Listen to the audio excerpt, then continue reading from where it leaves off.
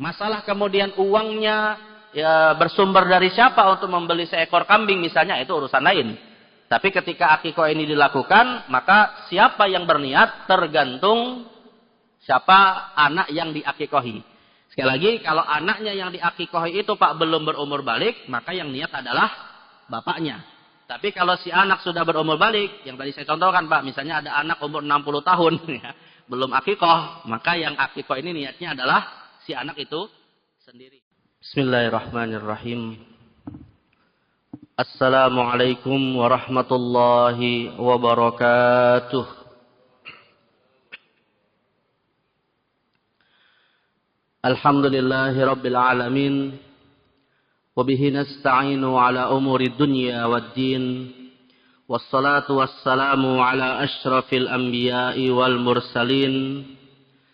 Sayyidina wa habibina wa qurrati a'yunina wa maulana Muhammadin. Wa ala alihi wa sahbihi wa man saru ala nahjih. Wastanna bisunnatihi waqtafa asarahu ila yaumiddin amma ba'd. Hadirin jemaah sekalian yang dimuliakan Allah Azza wa Jal. Alhamdulillah kita senantiasa bersyukur pada Allah Subhanahu wa taala yang mana pada kesempatan di siang hari ini kembali kita diberikan kemudahan di tengah kesibukan kita memakmurkan dunia mencari nafkah. Allah kembali menyeru kita untuk melaksanakan kewajiban kepadanya, salat zuhur berjamaah, dan Allah mudahkan kita untuk bisa melakukannya. Mudah-mudahan kelak di yaumil qiyamah setiap ibadah yang kita lakukan, yang mahdoh ataupun yang ghairu mahdoh, senantiasa diterima di sisi Allah Azza wa Jal. Dan kita berharap termasuk orang-orang yang berbahagia, wabil khusus bisa menemani kekasih tercinta kita yang kita rindukan, Al-Habib Al-Mustafa Nabiyuna Muhammad sallallahu alaihi wasallam di Jannatil Firdaus. Dan juga kita doakan jemaah sekalian untuk saudara-saudara kita yang sampai hari ini mungkin masih dalam kondisi mendapatkan ujian dari Allah Subhanahu wa taala, ya, khususnya di Pulau Sumatera, banjir bandang di Aceh, Sumatera Barat, Sumatera Utara, dan juga erupsi gunung berapi di Jawa Timur, ya. Mudah-mudahan Allah Subhanahu wa taala berikan kepada mereka ketabahan dalam menghadapi ujian, dan yang wafat di antara mereka mudah-mudahan tercatat wafatnya bernilai pahala mati syahid. Adapun kita yang mungkin diberikan oleh Allah kemudahan hidup saat ini, juga kita selalu berharap hati kita selalu bisa terenyuh untuk memberikan perhatian kepada mereka semua. Minimal tidak lepas doa kita untuk kepada mereka, dan kalau bisa mungkin harta kita bisa membantu mereka. Dan mudah-mudahan Allah segera mengangkat musibah ini untuk kembali memberikan kepada saudara kita kemudahan di dalam hidupnya. Maka sebelum kita memulai kajian jemaah sekalian, saya ingin mengajak kita semua untuk mengirimkan suratul Fatihah kepada mereka semua. Mudah-mudahan Allah mengkabul semua hajat kita. Ala hadiniyah wa kulli niyatin shalihah. Al-Fatihah. A'udzubillahi minasyaitonir rajim. Bismillahirrahmanirrahim. Alhamdulillahirabbil alamin. Arrahmanirrahim.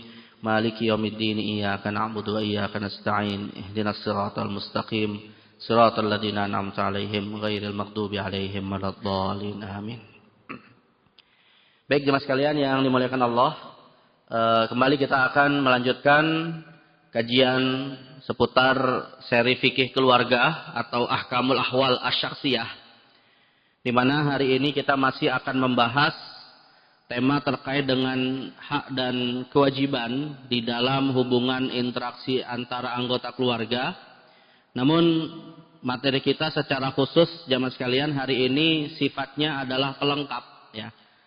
Yang hukumnya juga sebenarnya sih diperselisihkan oleh para ulama apakah wajib atau tidak. Tapi setidaknya ini menjadi satu hubungan, ya, yang kalau bisa dilakukan, yaitu terkait dengan akikoh, ya. Jadi akikoh itu sebenarnya apakah sesuatu yang masuk kategori hak jamaah sekalian, ya, untuk anak yang lahir, dan karena itu menjadi kewajiban atas orang tuanya, atau itu hanya sebatas anjuran saja di dalam syariat untuk bisa kita lakukan sebagai bentuk syukur kita kepada Allah Subhanahu wa taala atas kelahiran seorang anak. Nah, ini yang nanti insyaallah akan kita bahas secara khusus sekaligus detail ya terkait dengan hukum-hukum seputar akikah. Walaupun kalau di dalam kitab-kitab fikih, Pak, pembahasan tentang akikah ini sebenarnya di dalam kitab-kitab fikih itu dimasukkan dalam bab az-zabaih ya. Az-zabaih itu artinya fikih yang mengatur terkait dengan hukum ibadah dalam penyembelihan hewan ya. Nah, tapi kita akan masukkan dalam pembahasan fikih keluarga karena ini ada kaitannya antara hubungan orang tua dan anak. Tapi nanti mungkin banyak hal ya yang bisa saja menjadi pertanyaan kita jemaah sekalian. Kalau akikah itu merupakan ibadah dalam bentuk penyembelihan hewan misalnya, apakah hukumnya sama seperti kurban, yang mana kalau kurban kan bisa 3 hewan ternak, ya, unta, sapi, dan kambing. Nah, ini kira-kira Pak, kalau akikah bisa nggak selain kambing? Kemudian juga kalau misalnya sapi kan dalam ibadah kurban bisa patungan, Pak. Nah, ini kira-kira kalau akikah bisa nggak? Misalnya ada di antara kita jamaah sekalian, Allah takdirkan punya anak sampai hari ini misalnya sampai 7 anak. Nah, tapi kemudian dari ke-7 anak ini belum ada satupun yang diakikahi. Karena mungkin secara ekonomi pada masa lalu agak kesulitan. Nah, tapi sekarang alhamdulillah secara ekonomi sudah mapan bisa menyembelih akikah. Pertanyaannya kalau untuk 7 orang anak ini Pak, bisa nggak 1 sapi untuk 7 orang anak? Ya. Jadi atau misalnya kebetulan di satu kompleknya Pak, ya ada 7 keluarga melahirkan anak. Bisa nggak patungan seekor sapi untuk 7 anak yang lahir dalam satu komplek ini gitu ya. Nanti insya Allah akan kita bahas hukum-hukum seperti ini. Termasuk juga kalau kita sudah dewasa Pak, mungkin nggak ada akikah untuk orang dewasa. Misalnya, adakah akikah untuk anak yang sudah berumur 60 tahun? Akikah untuk anak Pak umurnya sudah 60 tahun. Artinya dari sejak kecil dulu belum pernah diakikahi gitu ya. Tapi hari ini misalnya boleh nggak akikah diri sendiri gitu ya. Nah, ini beberapa hal yang nanti akan kita bahas. Nah, tapi sebelum kita masuk kepada pertanyaan-pertanyaan itu jemaah sekalian, ya, sekali lagi ini kita bahas dalam konteks hak dan kewajiban antara anggota keluarga ya, artinya sebagai ibadah yang itu masuk dalam ruang lingkup hubungan keluarga, ya. Nah, sebelum kita masuk kepada yang beberapa hal tadi saya sebutkan, kita akan bahas dulu beberapa pengantar tentang akikah dari aspek definisi hukum dan apa hikmah di dalam pensyariatan akikah, ya. Agar kita juga semakin mantap untuk berazam kalau bisa melakukan akikah ini, walaupun dari sisi hukum ulama kita berbeda pendapat. Nah, kalau dari sisi definisi jemaah sekalian, sebenarnya akikah ini kalau secara definisi menariknya adalah berasal dari bahasa Arab, yaitu akqa ya'uqu. Artinya kalau secara bahasa Pak, para ulama sepakat mengembalikan istilah akikah ini kepada istilah akqa ya'uqu. Nah, ini saya langsung definisikan secara fikih ya, belum tidak secara bahasa. Tapi sedikit definisi secara bahasa, sebenarnya istilah akikah itu beberapa ulama menganggap sebagai istilah yang kurang baik. Karena kata akikah Pak, itu kalau secara bahasa berasal dari kata akqa ya'uqu yang bermakna durhaka. Ya, makanya kalau berbakti kepada orang tua Pak, bahasa Arabnya apa? Birrul walidain. Tapi kalau durhaka kepada orang tua? Uququl walidain. Uquq, ya uquq itu ya akar katanya sama seperti akikah, ain dan qaf. Ya, makanya di dalam suatu hadis Nabi SAW menyebutkan ada 3 kelompok manusia yang tidak akan Allah turunkan rahmat kepadanya nanti di hari kiamat. Ya, yaitu yang pertama mudminul khamri, orang yang tidak pernah lepas dari khamr. Yang kedua al-aqu liwalidayhi, yaitu anak yang durhaka kepada orang tuanya. Ya, dan yang ketiga adalah ad-dayyus alladzi yukirru fi ahlihil khabas, yaitu orang yang disebut oleh Nabi dengan istilah ad-dayyus, yaitu mereka yang membiarkan kemaksiatan itu dilakukan oleh keluarganya, ya, tidak diingatkan atau tidak diperbaiki. Nah, jadi secara bahasa para ulama sebenarnya ada sebagian yang tidak menyukai istilah akikah, ya. Dan mereka kalau kemudian menyebut istilah untuk penyembelihan hewan Pak dalam rangka bersyukur kepada Allah atas kelahiran anak, ya mereka sebut hanya sebatas istilah yang umum saja, misalnya seperti walimah. Ya. Jadi walimah atas kelahiran anak. Namun karena istilah akikoh ini jamaah sekalian sudah populer lah ya, sudah populer, maka kita tidak mengembalikan kepada makna bahasanya. Yang intinya adalah definisi dari akikoh itu yaitu mayuzakka anil mauludi syukranillahi ta'ala biniyatin wa syara'id maksusah. Jadi definisi akikoh adalah mayuzakka, apa yang disembelih. Yuzakka, ya. Anil maulud, atas dasar kelahiran seorang bayi. Syukran lillahi ta'ala. Tujuannya sebagai bentuk syukur kepada Allah ta'ala. Ya. Dan biniyatin wa syara'id maksusah. Yang mana hal itu dilakukan dengan niat dan syarat-syarat khusus. Nah, unsur niat inilah jamaah sekalian yang nanti akan membedakan ritual akikoh atas anak yang belum balik dan akikoh atas seseorang yang sudah balik. Karena yang tadi sempat saya singgung Pak, walaupun nanti kita akan bahas juga, para ulama memang berbeda pendapat tentang batasan waktu untuk akikoh. Ya, ada yang mengatakan hanya sebatas sampai 7 hari kelahirannya, ada yang mengatakan sampai batas umur balik. Ya, bahkan kalau dalam mazhab Syafi'i Pak, yang namanya akikoh tetap disunnahkan sampai meninggal. Artinya kalau ada seseorang yang dari kecilnya Pak tidak sempat diakikohi oleh orang tuanya, kalau sudah dewasa bisa dia mengakikohi dirinya sendiri. Tetapi kalau sudah dewasa Pak, akikoh yang berniat adalah yang diakikohi. Bukan lagi siapa? Bapaknya. Tapi kalau si anak belum berumur balik Pak, maka akikoh itu yang berniat siapa? Bapaknya. Karena yang namanya akikoh itu disyaratkan harus ada niat. Dan anak yang belum berumur balik Pak, belum bisa berniat.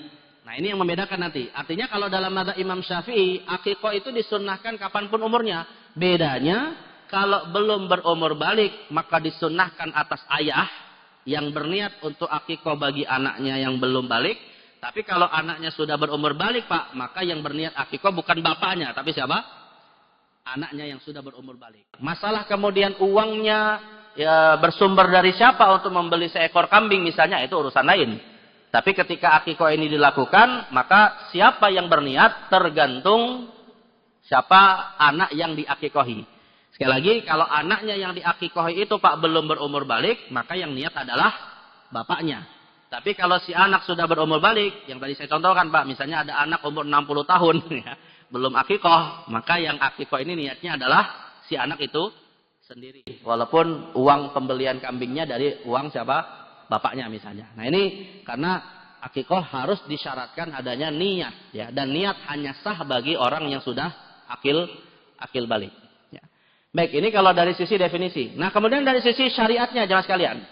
Para ulama sepakat ya, akikoh ini pada dasarnya Pak disyariatkan di dalam Islam. Berdasarkan hadis riwayat Imam Bukhari dan Muslim, Nabi mengatakan ma'al gulami aqiqatun fa ahriqu anhu daman wa amitu anhul adza. Pada anak ada akikoh. Ya, dalam riwayat yang lain disebutkan Pak, seorang anak tergadaikan selama belum diakikohi. Nanti makna dari anak itu tergadaikan akan kita bahas ya. Tapi intinya ada hadis mengatakan anak itu hendaknya diakikohi. Dengan cara apa? Potonglah hewan sebagai akikoh dan buanglah keburukan darinya. Buang keburukan itu maksudnya mencukur ya, sebagian rambutnya untuk dibuang ketika dia baru lahir. Nah, jadi ini dari sisi dalilnya, Pak. Tapi kalau dari sisi hukum, kira-kira hukum melakukan akikoh itu apa? Apakah hukumnya wajib atau sunnah? Artinya kalau hukumnya wajib, Pak, jika orang tua yang mampu melakukan akikoh tidak menunaikannya, maka dia bisa berdosa. Tapi bagi pendapat yang mengatakan hukumnya sunnah, berarti kalaupun tidak ditunaikan, ya nggak ada masalah, tidak berdosa. Hanya saja meninggalkan sesuatu yang utama. Ya, meninggalkan sesuatu yang utama. Makanya definisi sunnah ini Pak, jangan hanya kita definisikan sesuatu yang jika dilakukan berpahala, ditinggalkan tidak berdosa. Ya. Harus ada semacam penekanan melakukannya berpahala, ditinggalkannya tidak berdosa, tapi merugi. Nah ini kalimat yang merugi ini kalau di dalam istilah fikih disebut dengan al-laum, layak dicela. Ya.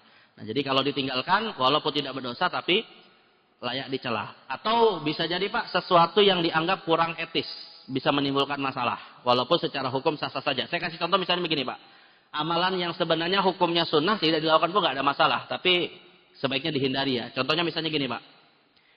Kalau imam sholat berjamaah yang bacaannya dikeraskan Pak. Misalnya maghrib, isya dan subuh.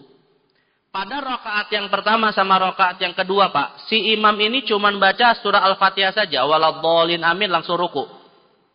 Sah nggak sholatnya Pak? Sah ya. Nah, tapi kira-kira jadi masalah nggak? Ya, jadi masalah. Kenapa? Karena kurang wajar, gitu kan? Nah, kurang wajar. Atau contoh lain misalnya gini Pak. Misalnya sholat sunnah itu Pak, kan sebenarnya boleh dilakukan sambil duduk meskipun mampu berdiri. Ya, makanya dalam hadis dikatakan sholatul qa'id nisful qa'im wa sholatul muttaji nisful qa'id. Pahala sholat orang yang duduk setengah dari yang berdiri, pahala sholat orang yang berbaring setengah dari yang duduk. Ini konteksnya kata para ulama sholat sunnah. Ya. Nah tapi kalau misalnya gini Pak, kalau sholat sunnahnya tidak berjamaah sih nggak masalah, sendirian kita duduk silakan aja Pak, dia misalnya atau qobliyah misalnya. Tapi kalau sholatnya taraweh misalnya Pak, pas sholat taraweh, ya tradisi masyarakat mungkin sebagian bacanya cukup panjang, yang berdiri cuman imamnya saja Pak, makmumnya duduk semua. Cuma, artinya sholat jamaahnya sah nggak? Ya sah aja gitu ya. Tapi ya siap-siap viral itu kalau ada yang memvideokan gitu ya. Nah, apalagi nanti dituduh aliran sesat mana lagi nih kalau sholatnya kayak gini gitu. Padahal secara fikih nggak ada masalah gitu kan.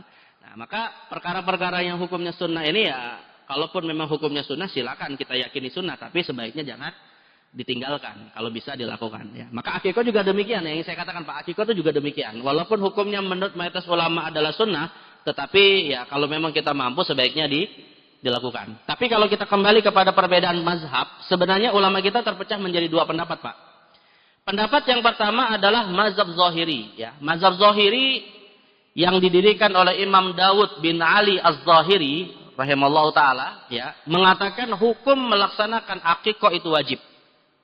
Dan ini kemudian ditegaskan oleh seorang ulama yang menghidupkan kembali mazhab Zahiri Pak. Setelah kurang lebih sekitar 1 abadan lebih, itu mati tidak ada pengikutnya, dihidupkan lagi oleh seorang ulama dari Andalus, namanya Imam Ibnu Hazm. Ya. Imam Ibnu Hazm Abu Muhammad Al-Zahiri, dalam kitabnya Al-Muhalla, beliau mengatakan, Al-aqiqatu fardun wajibun. Aqiqah itu hukumnya adalah fardu dan wajib. Yujbaru insanu 'alaiha idza fadala lahu an qutihi miqdaruha. Yang mana wajib dipaksakan kepada setiap orang yang memiliki kelebihan harta dari kebutuhan mendasarnya. Jadi berdasarkan pendapat mazhab Zahiri Pak, seorang ayah yang memiliki seorang anak belum diakikoi itu hukumnya wajib diakikoi. Nah standar wajibnya kapan? Kalau ayah ini tadi memiliki kemampuan finansial yang sudah melebihi kebutuhan dasar minimalnya. Ya, artinya kebutuhan primernya sudah terpenuhi. Nah maka kelebihannya itu kalau bisa dibelikan seekor kambing, hukumnya wajib diakikohi. Ya.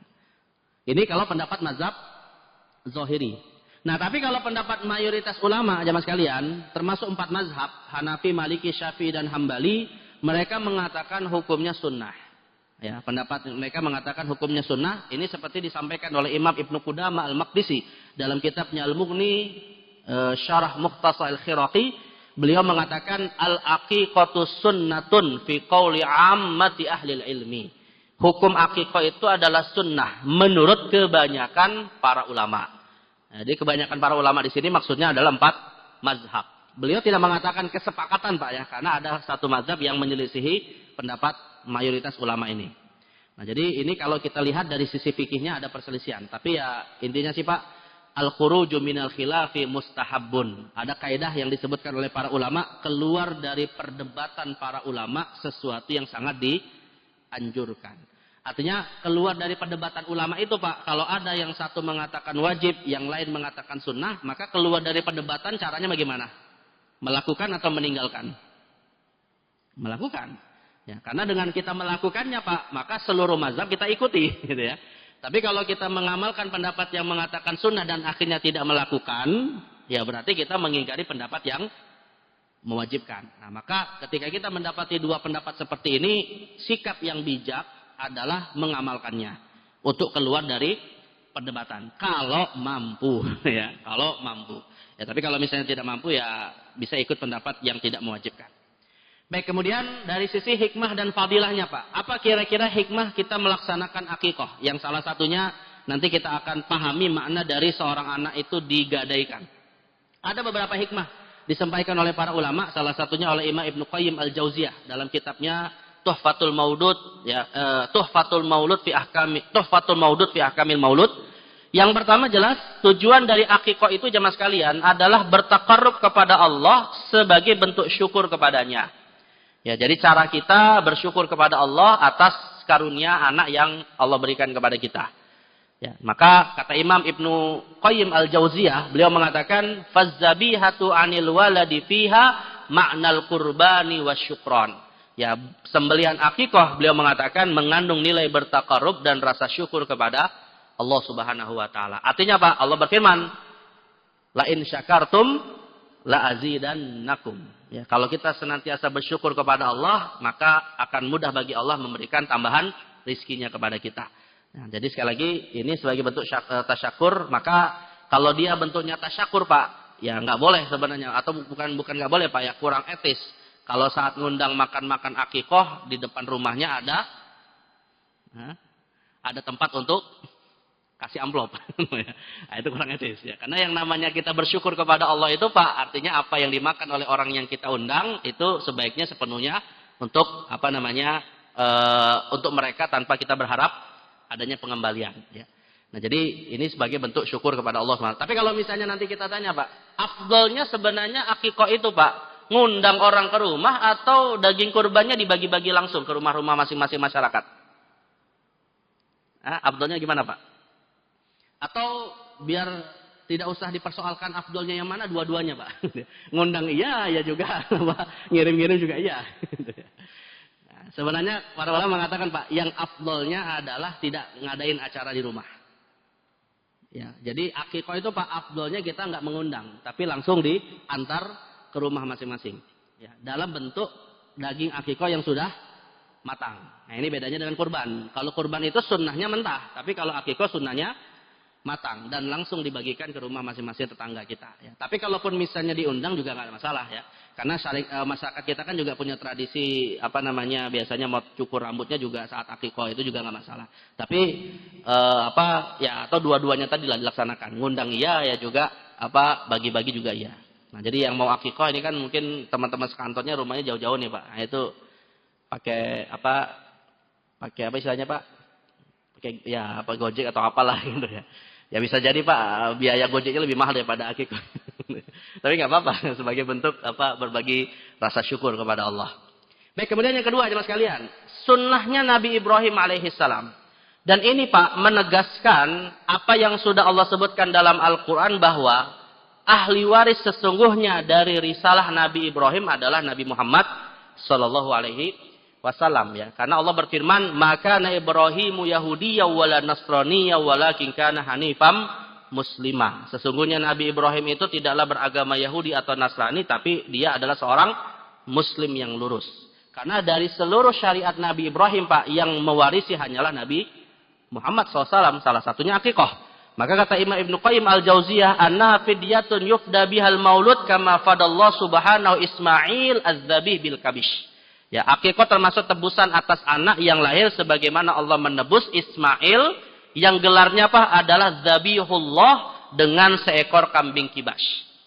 Nah, ini dihafalkan ya Mas sekalian ya. Nah, para nabi itu, Pak, biasanya punya gelar-gelar khusus, Pak. Nah, kalau gelarnya Nabi Ismail adalah Zabihullah. Ya, Zabihullah itu gelarnya Nabi Ismail. Artinya yang Allah ganti tebusannya dengan seekor kambing. Nah, ini kalau bisa dihafal, Pak, gelar-gelar para nabi ini. Kalau Nabi Musa gelarnya apa, Pak? Nabi Musa Kalimullah, yang diajak bicara oleh Allah. Kalau Nabi Ibrahim Khalilullah. Nah, ini kalau bisa kita hafal nih, Pak, nama-nama gelar-gelar para nabi ini, biar nanti kalau ketemu di surga nggak malu-maluin, Pak. Ya, kita kan nanti ketemu mereka di surga gitu kan. Nah, biar bisa PDKT sama Nabi Ismail. Oh, mana Nabi Ismail? Mohon maaf nih, poinnya ketiga ya, poinnya kedua. Nah, jadi saya biasanya gitu, Pak, kalau membaca sirah nabawiyah, membaca qasasul anbiya, kisah-kisah nabi terdahulu itu Pak, bukan hanya sekedar wawasan, niatkan itu sebagai bahan kita untuk PDKT kepada mereka di surga nanti gitu Pak. Ya, biar nanti kalau ketemu Nabi Adam, ketemu nabi-nabi yang sudah kita sering baca dalam Al-Quran Pak, itu kan kalau punya cerita mereka bisa bahan ngobrol Pak. Ya, tapi kalau kita nggak kenal mereka, gimana mau ngobrol? Nah itu, ya makanya banyak baca aja gitu ya. Nah itu pentingnya kita mempelajari sirah mereka. Ya. Baik, kemudian yang ketiga nih Mas kalian. Nah ini yang tadi sempat kita singgung Pak. Apa yang dimaksud dengan makna tergadaikan? Ya. Nah ini yang sering kita dengar bahwa anak itu kalau belum diakikohi maka dia tergadaikan. Al-ghulamu murtahanun bi aqiqatih. Seorang anak itu tergadaikan dengan akikohnya. Nah maka bagaimana cara menebusnya? Yuzbahu anhu yaumas sabi. Dengan cara kita menyembelih ya akikoh pada hari ke-7. Nah hari ke-7 ini Pak. Hari ke-7 ini apakah hari kelahirannya terhitung hari pertama atau hari berikutnya hari pertama? Misalnya Pak, lahirnya di waktu malam. Terus hari itu dihitung, satu hari itu dihitungnya dari jam berapa Pak? Jam 1 malam atau dari maghrib? Hah? Nah, semua syariat Islam Pak yang terkait dengan waktu itu standarnya umumnya pakai bulan. Berarti hitungan hari itu dimulai dari maghrib. Hitungan hari itu ya. Jadi hari pertama itu dihitung dari maghrib ketemu dengan maghrib berikutnya Pak. Itu 1 hari. Nah maka kalau sang anak misalnya lahir di malam hari Pak. Ya, pertanyaannya malam hari itu sudah dihitung hari pertama atau hari pertamanya besok? Ini biasanya kalau ngitung 7 hari berikutnya nih Pak. Ya. Jadi hari kelahirannya itu dihitung hari pertama atau besoknya baru dihitung hari pertama? Hah? Nah, jawabannya Pak, tergantung mazhabnya. Tergantung mazhabnya. Kalau menurut mayoritas ulama Pak, hari pertama atau hari kelahirannya itu sudah dihitung hari pertama. Kalau menurut mayoritas ulama. Ya, berarti kalau misalnya lahirnya di malam Ahad, malam Ahad itu berarti hari Senin ya. Malam Ahad berarti hari Senin, berarti akikahnya kapan? Afdolnya hari ke-7. Ya, hari Sabtunya, ya. Karena hari malam Ahad itu sudah dihitung malam pertama. Tapi kalau dalam mazhab Maliki Pak, dalam mazhab Maliki hitungan hari pertamanya hari setelah melahirkan. Ya, jadi kalau lahirnya di malam Ahad berarti hitungan hari pertamanya hari Senin. Nah itu pendapat mazhab Maliki. Jadi makanya nanti akan berbeda di salah satu hari. Ya. Menariknya lagi Pak, mazhab Maliki mengatakan akikoh hanya disunnahkan batas maksimalnya hari ke-7. Setelah hari ke-7 nggak ada akikoh. Itu kalau mazhab Maliki Pak. Tapi kalau mayoritas ulama mengatakan batas akikoh menurut mazhab Hambali Hanafi dan mazhab Hambali dan Hanafi mereka hanya menetapkan sampai batas umur balik. Sedangkan kalau dalam mazhab Syafi'i seperti tadi saya katakan yang di awal saya sampaikan Pak sampai meninggal. Sampai meninggal. Nah itu kalau dalam mazhab Syafi'i ya. Tapi intinya para ulama umumnya sepakat bahwa anak yang belum diakikoi itu tergadaikan. Nah sekarang pertanyaannya Pak, apa makna dari anak itu tergadaikan? Ada 2 tafsir di antara para ulama. Tafsir yang pertama jemaah sekalian, makna dari anak itu tergadaikan adalah si anak tidak bisa memberikan syafaat untuk orang tuanya yang tidak mengakikohinya. Ya. Jadi syafaat itu Pak bukan suatu kewajiban yang harus kita dapatkan. Tapi syafaat itu karunia. Maka seorang ayah Pak yang tidak mengakikoi anaknya sebenarnya tidak berdosa ketika dia tidak mendapatkan syafaat anaknya. Tapi merugi. Ya. Tidak berdosa tapi merugi. Nah, jadi maka ketika orang tua tidak mengakikoi anaknya ya dia nggak dosa. Namun ya sesuatu yang harapan dari orang tua bisa dapat syafaat dari anaknya itu malah tidak dia dapatkan. Nah, kata Imam Atha ibn Abi Rabbah, seorang ulama dari tabi'in dikutip oleh Imam Ibnu Qayyim, beliau mengatakan murtahanun bi aqiqatihi qala yahrumu syafa'ata waladi. Yang dimaksud bahwa anak itu tergadaikan dengan akikohnya adalah tidak bisa mendapatkan syafaat anaknya nanti jika belum diakikohi. Nah, jadi maka sekali lagi Pak, akikoh ini walaupun menurut pendapat mayoritas ulama adalah sunnah, tapi kalau kita mampu melakukannya tidak kita lakukan, hakikatnya kita termasuk merugi. Ya. Karena tidak bisa mendapatkan syafaat dari sang anak. Ini makna yang pertama, jemaah sekalian. Makna yang kedua, dari makna tergadaikannya seorang anak sebelum diakikohi, Pak, adalah belum sepenuhnya bisa terbebas dari godaan syaitan. Artinya, jemaah sekalian, syaitan itu, Pak, akan senantiasa mengganggu manusia itu dari sejak kapan, Pak? Coba, dinasnya setan ganggu manusia dari sejak kapan, Pak? Dan sampai kapan? Hah? Kapan? Bukan dari sejak lahir, Pak. Dari sejak orang tua melakukan hubungan seksual. Di situ setan sudah mulai mengganggu calon bayi. Makanya kita disunahkan, Pak. Ya, suami istri disunahkan itu sebelum melakukan hubungan seksual minimal membaca bismillah. Ya, atau kalau bisa baca doa yang lebih panjang. Bismillahirrahmanirrahim syaitan wa janibisyaiton ma razaqtana. Kata Nabi, barang siapa membaca doa ini sebelum berhubungan seksual dan Allah takdirkan dia memiliki anak dari hubungan itu, maka Allah akan menjaga sang anak sampai dewasa. Nah, jadi artinya, Pak, gangguan syaitan itu sudah mulai dilakukan bahkan sebelum si anak lahir. Dan ketika kemudian anak lahir, Pak, ya, kemudian ketika anak lahir, dalam hadis riwayat Imam Muslim dikatakan semua anak atau semua bayi yang lahir itu diganggu oleh syaitan dengan cara dielus-elus oleh syaitan. Kecuali satu bayi, Pak, yang setan tidak bisa mendekatinya karena Allah menghalanginya. Siapa, Pak, yang dimaksud bayi ini? Nah, biar nanti kalau di surga ketemu bisa PDKT juga, Pak. Siapa? Nabi Isa alaihissalam. Ya, Nabi Isa alaihissalam. Tapi apakah Nabi Muhammad tidak diberikan keistimewaan yang sama, Pak? Nah, kalau Nabi Muhammad ketika mengatakan semua diganggu kecuali Nabi Isa, pertanyaan Nabi Muhammad diganggu nggak? Nah? Jawabannya, Pak, Nabi Muhammad termasuk tidak diganggu. Kenapa? Ada dua jawabannya, Pak. Pertama, Nabi Muhammad ketika menyebut semua kecuali Nabi Isa, tawadhu'nya beliau tidak menyebut dirinya sendiri. Padahal beliau termasuk yang dijaga oleh Allah Subhanahu wa taala. Kalau Nabi Isa saja, Pak, dijaga, apalagi Nabi Muhammad SAW. Dan alasan yang kedua, Pak, adalah kata Imam As-Suyuti kalau tidak salah, mungkin Al-Qasaisul Kubra, Pak, mengatakan semua mukjizat Nabi sebelum Nabi Muhammad ada pada diri Nabi Muhammad sallallahu alaihi wasallam.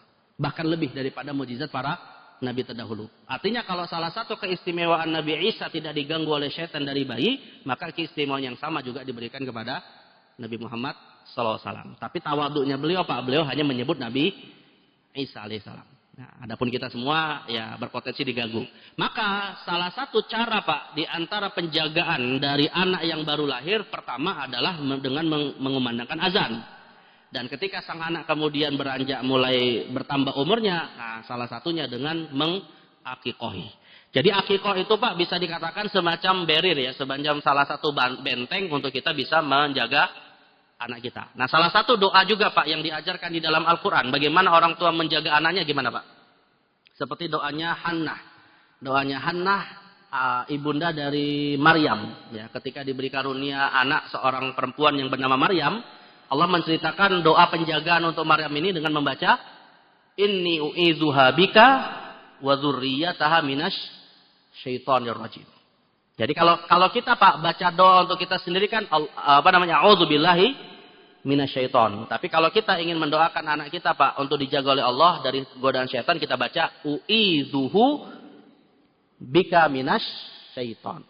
U'idzuhu, kalau laki-laki u'idzuhu bika minasyaiton, tapi kalau perempuan u'idzuha bika minasyaiton. Nah, ini kalau bisa kita hafal doa-doa kayak gini, Pak, ya.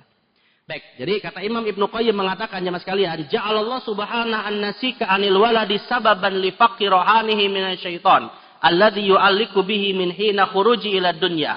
Ya, dijadikannya akikah, kata Imam Ibnu Qayyim, sebagai salah satu sebab untuk melepaskan gadaiannya. Maksudnya adalah dari setan yang senantiasa menggantungnya dari sejak dia lahir sampai dia dari sejak dia lahir ke dunia, ya, sampai seterusnya. Karena Allah Subhanahu wa taala berfirman, "Wasyarikhum fil amwali wal aulad." Allah berfirman kepada iblis dan anak buahnya, dan bersekutulah engkau wahai iblis dengan mereka pada harta dan anak. Jadi artinya, Pak, syaitan itu makna bersekutu selalu mendampingi kita dalam urusan anak kita dan urusan harta yang kita miliki.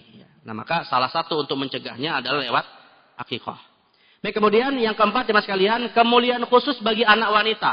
Ya, Jadi kemuliaan khusus bagi anak wanita itu maksudnya Pak, dahulu di masa jahiliyah dan tradisi nabi-nabi terdahulu, akikoh hanya untuk anak laki-laki. Maka Allah syariatkan akikoh untuk Nabi Muhammad yang di situ dimasukkan anak perempuan sebagai bentuk memberikan kemuliaan kepada anak perempuan. Jadi kalau zaman sekarang Pak, banyak kaum feminisme menuntut kesetaraan gender, 14 abad yang lalu Islam sudah memberikan hak-hak kaum wanita yang bahkan setara dengan kaum laki-laki. Nah, maka kata Imam Ibnu Qayyim, wa amma ahlul kitab falaysatil aqiqah indahum lil unsa wa innama hiya lidzakari khassah. Adapun ahli kitab, nabi-nabi terdahulu tidak ada aqiqah untuk anak wanita yang mana hanya berlaku untuk anak laki-laki. Maka Imam Al-Munawi mengatakan wa min thamma addul aqqa 'anil unsa min khasa'is hadil ummah. Dijadikanlah aqiqah bagi anak perempuan ya termasuk keistimewaan bagi syariatnya Nabi Muhammad sallallahu alaihi wasallam. Baik, kemudian yang kelima jemaah sekalian, tujuan dari akikah adalah agar si anak Pak mendapatkan doa keberkahan dari orang-orang yang diundang ataupun yang mendapatkan daging akikah. Maka kita disunahkan Pak, kalau ada anak yang lahir dari keluarga ataupun dari sahabat kita, nah, doanya adalah barakallahu laka fil mauhubi laka wa syakartal wahib wa balagha asyuddahu wa ruzikta birrahu. Nah, ini doa yang bisa kita sampaikan. Ya, tapi masalahnya zaman sekarang Pak, doanya nggak diucapkan, ya, tapi lewat lewat di HP itu Pak, apa istilahnya? Yang gambar tulisan-tulisan itu Pak, apa? Hah? Ya stiker-stiker, ya, stiker-stiker. Nggak apa-apa Pak, itu udah niatnya. Jadi apa? Ya stiker ini termasuk doa lah, ya, paling tidak mensyiarkannya. Ya. Jadi, tapi afdolnya Pak, kalau bisa kalau kita ketemu langsung kita sampaikan secara lisan ya, barakallahu laka fil mauhubi laka wa syakatal wahyi wa balagha asyudda wa rizqa birau. Nah, kita Pak yang mendapatkan karunia anak, ketika ada teman atau saudara kita membacakan doa itu apa jawaban kita? Nah, jawaban kita Pak, kata Imam Nawawi mengajarkan jawab dengan mengatakan barakallahu laka juga. Atau jazakallahu khairan. Atau kalau nggak bisa bahasa Arabnya Pak, intinya adalah semoga Allah membalas apa doamu dengan yang lebih baik. Nah, jadi artinya ada jawaban juga, bukan hanya kita dengar doa tapi kita diam aja gitu ya. Tapi disunahkan kita juga menjawab ya. Atau kalau misalnya yang mendoakan itu Pak kebetulan belum punya anak ya kita doakan mudah-mudahan juga diberi anak. Nah, jadi artinya ada saling mendoakan. Kemudian yang keenam jemaah sekalian, tujuan dari akikah adalah menyelisihi orang-orang musyrik Pak. Salah satunya adalah dalam tradisi jahiliyah, anak yang baru lahir itu Pak, mereka menyembelih seekor kambing lalu darahnya ditumpahkan dioleskan ke kepala sang bayi. Maka Islam mensyariatkan hal yang lebih baik bukan dengan cara menumpahkan darahnya tetapi dengan mengolesinya pakai minyak wangi. Ya, lalu kemudian atau dicukur rambutnya ditimbang dengan seberat emas atau perak lalu disedekahkan. Nah, sedangkan sembelihan hewannya itu dibagikan dagingnya ke masyarakat. Artinya Pak, tradisi akikah sudah ada di masa jahiliyah, tapi banyak kemungkaran yang muncul. Digantilah oleh tradisi akikah dalam Islam dengan hal-hal yang lebih baik. Ya. Dan yang terakhir, jemaah sekalian, ini yang paling penting sebenarnya Pak, yang nanti akan menjadi pembahasan kita juga pada pertemuan berikutnya. Tujuan dari akikah adalah untuk menegaskan nasab dari sang anak. Ya, nasab dari sang anak. Ya, karena ada ancaman keras. Kata Nabi SAW, manidda ila ghairi abihi wa huwa ya'lamu annahu ghairu abihi fal jannatu alaihi haram. Barang siapa yang mengklaim nasab kepada selain ayah kandungnya dan ia mengetahui hal itu, maka haram atasnya surga. Hadis riwayat Imam Ibnu Majah. Jadi artinya Pak, akikah itu salah satu tujuannya menginformasikan ke khalayak masyarakat bahwa sang anak ini nasabnya dari anak si fulan. Nah, tapi mungkin kita cukupkan di sini Pak, tapi nanti ada satu pertanyaan yang mungkin akan kita bahas pada pertemuan berikutnya. Kalau anak Pak yang lahir, mohon maaf, dari hubungan zina, adakah akikah? Dan kalau ada akikah Pak, siapa yang terbebani? Kan nasabnya nggak pada bapak biologisnya kan, tapi ke siapa? Ke ibunya kan. Nah, pertanyaannya ada nggak akikah untuk ibu? Nah, ini PR Pak, nanti kita bahas pada pertemuan yang akan datang insyaallah ya. Ya intinya sih ada Pak. Ya intinya tetap ada dan ibunya yang disunahkan juga untuk mengakikahi, tapi kalau misalnya dikhawatirkan bisa menimbulkan fitnah dan tuduhan yang tidak baik, maka akikahnya cukup internal keluarga saja. Tetap ada rasa syukur dengan menyembelih kambing, namun tetap boleh menyembunyikan status sang anak kalau dikhawatirkan itu bisa menimbulkan aib di masyarakat. Ya kan tiba-tiba Pak ada seorang wanita nggak punya suami tiba-tiba akikoh. Ini akikoh atas nama apa gitu kan. Nah, itu bisa menimbulkan keponya masyarakat yang akhirnya menimbulkan fitnah gitu ya. Tapi tetap disunahkan dan bebannya bukan kepada bapak biologisnya tapi tetap kepada ibu kandungnya. Adapun uangnya dari mana Pak? Nggak apa-apa dibebankan ke bapak biologis. Tapi tetap yang niat adalah siapa? Ibunya. Ya. Baik, jemaah sekalian kan Allah Subhanahu Wa Taala. Mungkin ini yang bisa saya sampaikan. Ya, sebenarnya ada materi berikutnya terkait dengan teknis ya, secara detail bagaimana akikah dilaksanakan. Tapi karena waktu juga yang membatasi kita, mungkin kita cukupkan dan kalau ada yang bertanya mungkin nanti setelah kita tutup kajian ini. Ya. Baik, jemaah sekalian, mari kita tutup dengan doa kafaratul majlis. Subhanakallahumma bihamdika asyhadu an la ilaha illa anta astaghfiruka wa atubu ilaik. Wa sallallahu ala sayyidina Muhammadin nabil ummi wa ala alihi wa sahbihi wa baraka wa sallam. Wassalamualaikum warahmatullahi wabarakatuh.